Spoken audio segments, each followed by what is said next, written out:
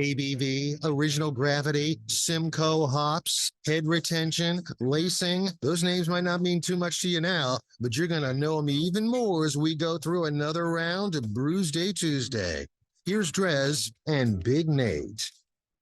It is Brewsday. Oh, sorry. Yes, please. There he goes. Getting ahead of yourself. I'm so used to doing it myself. But yeah, Brewsday Tuesday brought to you by the Cellar Restaurant and Six Pack Store in downtown Blacksburg. We got the Scots of Great Wilderness Brewing Company in Studio B with us today. Very exciting stuff. Knowing that this beer will be available to the public very soon. Well, maybe not this specific beer. Maybe. Who knows? But right now we are pouring. Well, I guess I'll leave it to you, the expert. What are we pouring? Yeah, so this is going to be one of our seasonal beers. This is our gingerbread stout. Okay. So, and I realize you guys each got a taste of this. So this one we're doing a little different. We all wanted to try the same one because of you wouldn't want to drink one before the other, sort of a deal. And this has all been around. Yes, so this is all me. Go for it. Because I noticed that this is a lot more than I've gotten so far today. Well, that's fantastic. So give me ABV. Where did this come from? What'd you do to make this become a beer that I'm pouring into my glass right now? Yeah, so this is a 7.5% beer. And, and I got a full pour. Turn of the season, you start seeing these on the shelves, and it's just something I think Scott and I really love is those kind of seasonal takes on certain styles. So, we went back to the drawing board and tried coming up with one ourselves, and kind of came up with our own spice mixture for this. So it's got a little ginger, cinnamon, nutmeg, clove, and vanilla in this one. So how big of a batch, when you're doing these, are they all about the same size, or do you know, because I'm off the air while Greta Van Fleet was playing, you were mentioning, you really like that amber ale, and you brew that for like your 50th, by the way. Settle down. Oh, sorry. Is the cat out of the bag? No, you're good. No. Well, happy early birthday. Appreciate it. One of the Scots here is turning 50. I think one of them might be slightly older than the other. I don't know.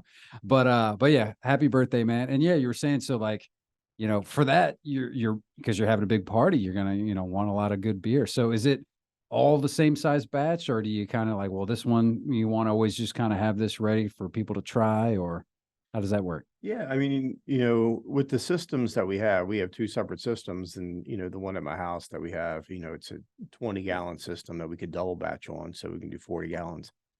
And I have different size conicals that we can ferment in, so I have 15-gallon ones, I have a 5-gallon one.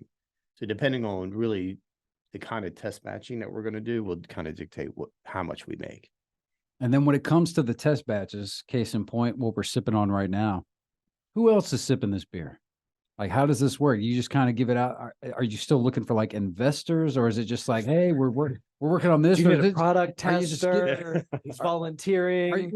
Honestly, you just trying to get the word out? Like, yeah, I mean, what you're brewing this beer, is it just to keep up with just trying new stuff to know what you're going to want to do when the brewery actually opens, or? Yeah, a lot of this ahead of time was to iron out a lot of our recipes. And on the investor side, yeah, I'm always looking for investors to help further the brewery. Let me see what I got. Let me see. So I'll definitely throw you something for this. This has been some Right. fantastic beers. And so we're I'm always looking for for people like that.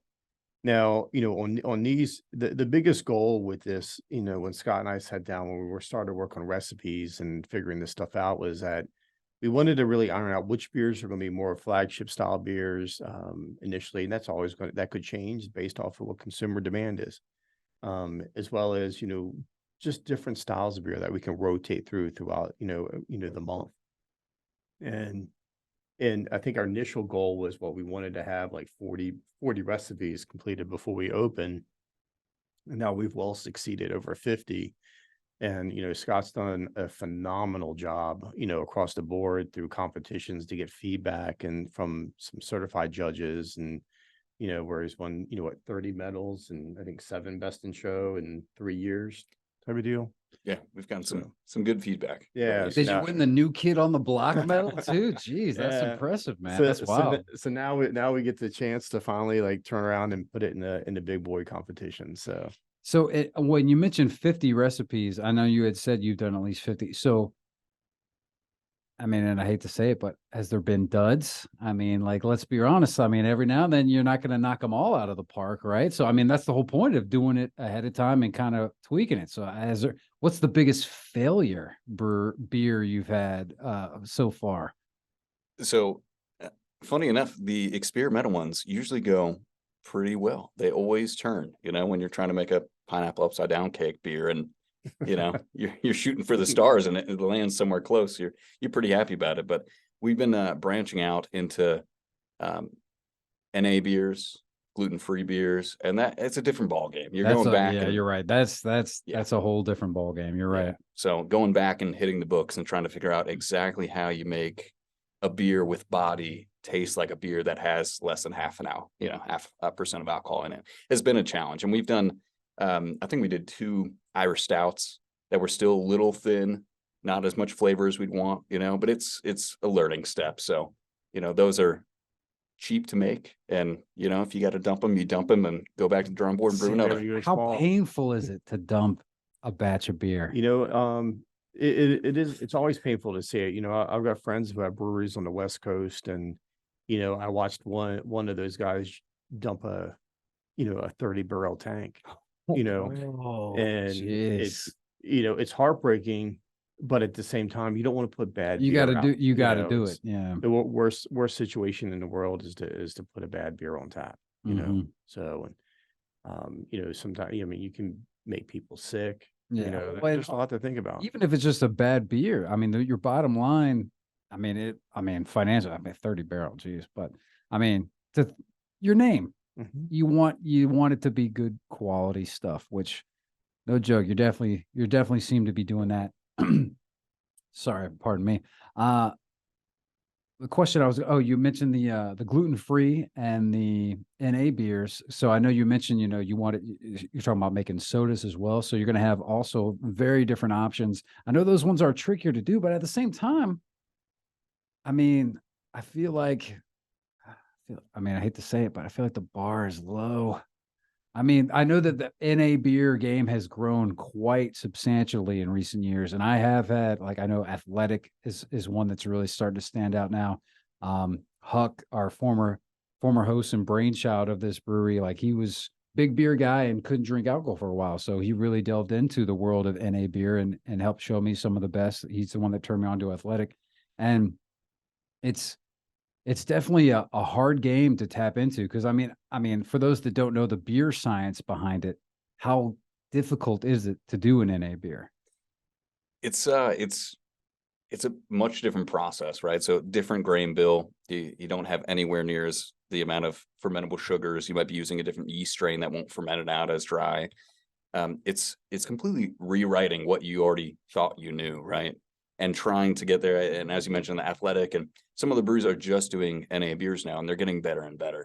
So it's something that we're definitely gonna have to work and learn the different techniques to get, the mouthfeel, body, that bitterness or those flavors into that beer that you would expect. It's hard, usually you can tell, okay, this is a less than 0.5% beer. This is going to be watery. Maybe we can cover it up with bitterness, but I've had some stouts were phenomenal. Yeah. And some of these companies, they've got the funding and the space to buy equipment Fair to do enough, even like a zeros. The equipment to do a 0.0 beer is insane. It's $1 million or what, your Stellas, your Heinekens that can do that. Exactly. Even with Athletic, Athletic's got a big financial backing. They're building a massive facility on the West Coast right now. So it's, and they make great stuff, they do. And I think it's amazing that what they've been able to accomplish, and I've worked with them personally, in my regular job. And, what they've been able to accomplish on the NA side is just beautiful, because they've been able to work through it and build a company completely structured around it. And then on the flip side, you also said gluten-free, which I know there's not a whole lot. I've had a couple in my time as well, but I always feel so bad for those that are, celiac affected, because let's be honest, They truly are suffering. gluten is, I don't know, I still don't know exactly what gluten is, but I know that it's the best thing ever because it's in everything that's That's good. where all the flavor is. And of course, beer being one of them. So what about that process? Like, how do you get the damn gluten out of a beer that's based, if I'm not mistaken, the main ingredient is gluten based, or I guess the main ingredient is water, but you know what I mean? Yeah, and that's going back and rewriting your grain bill. So using grains that don't have gluten in them, whether that's millet or buckwheat, and that's a completely different mashing process, different temperatures, different enzymes at work. And actually another great session I sat in at Craft Brewers Conference, a brewer out in California that only does gluten-free beers. And he's paving the path. He's going above and beyond, learning exactly how to use these different grains and cereals to extract that sugar that you need and not have any of that. If you've ever had a not great gluten-free beer, you can kind of taste whether it's a little zing from the sorghum or whatever that is. And basically that's all coming down to fermentation, because the yeast doesn't have the nutrient it needs that it normally would have from the grain.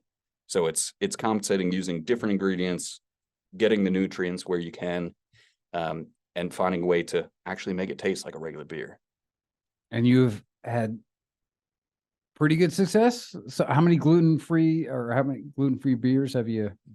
We've done 2 so far. We did gluten-free Pilsner with cashmere hops.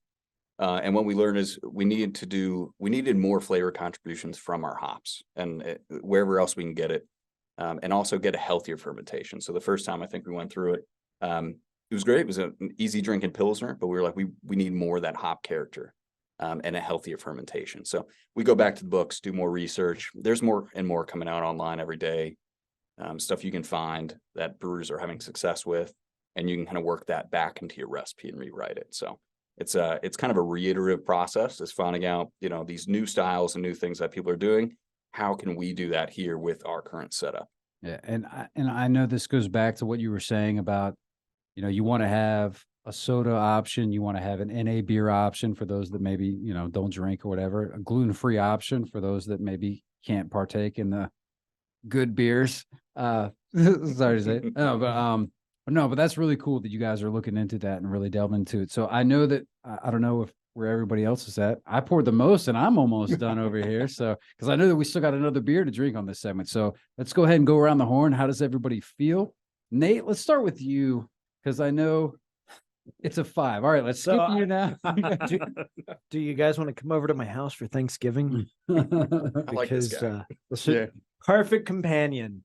Now One of my favorite beers around holiday times is another Virginia brewery's similar style brew, gingerbread stout. I'm not going to say the name because this isn't about them. This knocks it out of the water. Yeah. Now, when you talk about Thanksgiving, we do a cranberry wit that's killer for Thanksgiving. It's really great with turkey. See, I always think, but gingerbread would be so perfect with I'm not someone who likes to rush the holidays, but I want gingerbread as soon as possible. That's my one. Everyone's on their pumpkin game right now. I'm just looking forward to gingerbread season, and that can start as soon as the Thanksgiving dinner is done and you're breaking out that pumpkin pie. I see. All right. Well, honestly, Scott, I don't know, or sorry, Rocky Scott. I don't know if we've heard your really critique of beer. What did you think of that one? I absolutely love it. I think it's, you hit it, right on the head. It's a great, fall, winter type beer, especially for holidays. I don't know how much louder can your water pour be, Nate? Jeez Louise. And I had turned my mic off too, so I don't know. That's ridiculous. Sorry, please continue.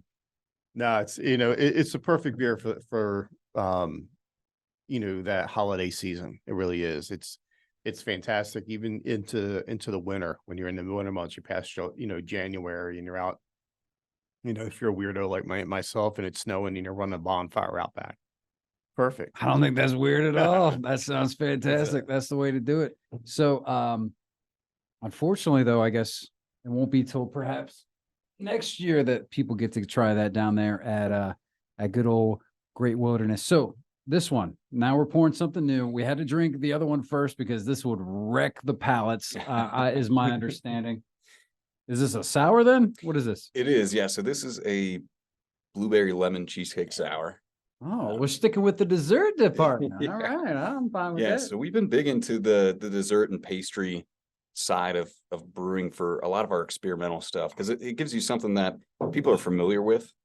And even if you're not a huge fan of beer, this is something that will segue into that. So this is brewed with essentially a goza base, a lot of flaked oats. We have some honey in there, lactose, lots and lots of blueberry puree. It's a little hard to pull that flavor specifically.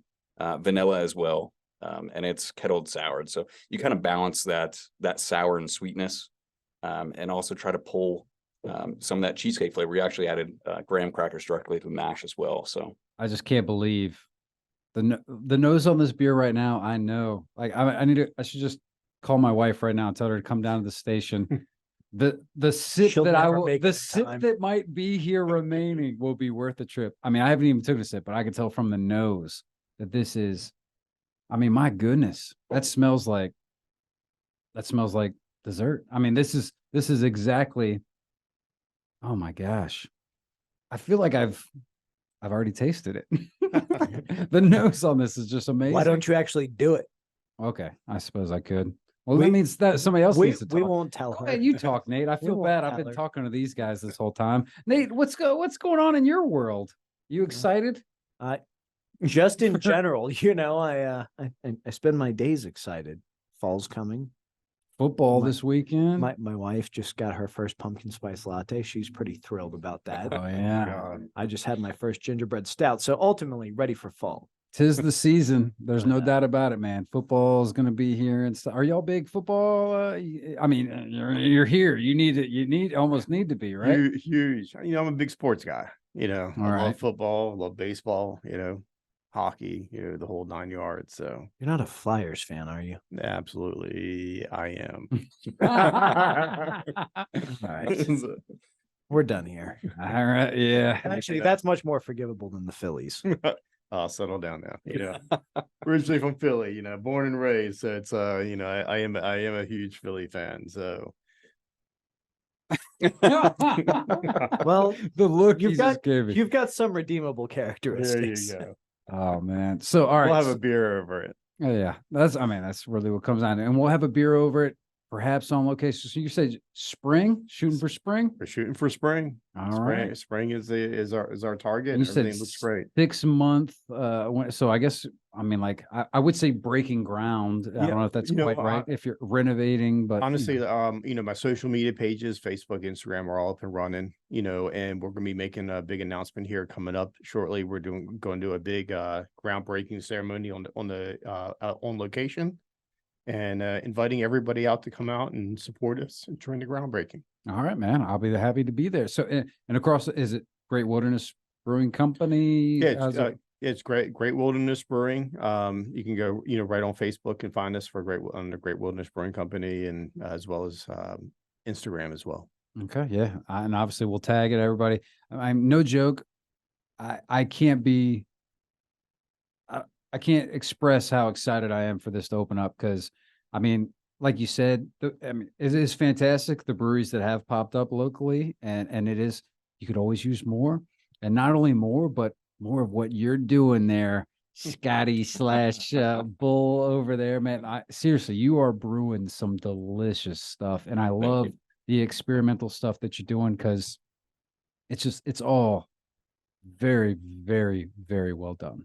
we appreciate it. Absolutely. No, I appreciate it. We appreciate it. And everybody Honestly. that comes in is going to appreciate it, man. So definitely keep up the good work. You guys are doing really, really awesome stuff. And I know you're listening and you're not drinking this beer, unfortunately. You will soon. So you might think I'm blowing smoke. And I mean, how much did you guys have to pay to get in through the door to talk this good? No, I mean, we just getting the word out. This is no joke, not a an ad or whatever. This is I have not been this excited for a brewery and to go to it. I cannot wait for this to open up. So you guys keep making good beer and I will be there. Groundbreaking. I will be there for the opening. We're going to do a special. You already said we're going to do a soft opening, a special soft opening on a Tuesday, Oh, here we go. the weekend before. You already, I mean, It's on record now. yeah, the mics Nice. were open, I'm pretty sure, and we were recording at that point. But yeah, man, you guys keep. I can't. And not only that, but the town of Pulaski, I know how excited everybody is for this brewery, and it's awesome what you're doing. This would be great I didn't for the even delve community. into the water line system and all that. I mean, like everything that you've been doing to make sure that it is nothing but good beer and good times that's going to be happening at this brewery. So Absolutely. thank you for what you're doing. Oh yeah, by the way, this is a 5. I've had 1 sip. I guess I needed 3 sips, don't I, to make it official? No, I mean, this is delicious. It is. This is like drinking candy, which, as you and anyone else who's listened before knows, that's my metric for Nate's got a a sweet 5. I do. I have a horrible problem. I could give up, and it's tragic to say this, I could give up beer before I could give up candy and soda. That's the So- same way my girlfriend is, and I I mean, get half the ideas from hey, her. So If either of you want to like start making candy as well, like I'll just move in. 5s. You're proud of this one? You've had this Absolutely. one before, right? Yeah, we we both had this one, and this is part of our whole pastry line and stuff. We have a quite a few different cheesecake beers that we make, and they're just phenomenal. Absolutely love it. Scott's done an amazing job on the recipes and just killed it. Is this the one that we were supposed to have at the bottle share and BB was, you were waiting for this to be done? And so this is it. This is it. Oh boy, I'm gonna be in trouble if I finish this beer and I do. She catches up in like 3 weeks. Yeah, she is a little bit She's behind. behind on her listening. Maybe she'll figure it out later. But hey, man, thanks again, you guys, for coming in. That's a wrap on Brewsday Tuesday. We got to wrap it up. I am done. JT's up next, and he'll be bringing the nonstop rock as usually on the evening hours. And of course, look out for Great Wilderness Brewing Company. Look out for them on the social. And I'm looking forward to that groundbreaking, man. Scott, thank you guys so much. We'll take a quick break. We'll be back with the tunes right here on 105.3 The Bear. See you.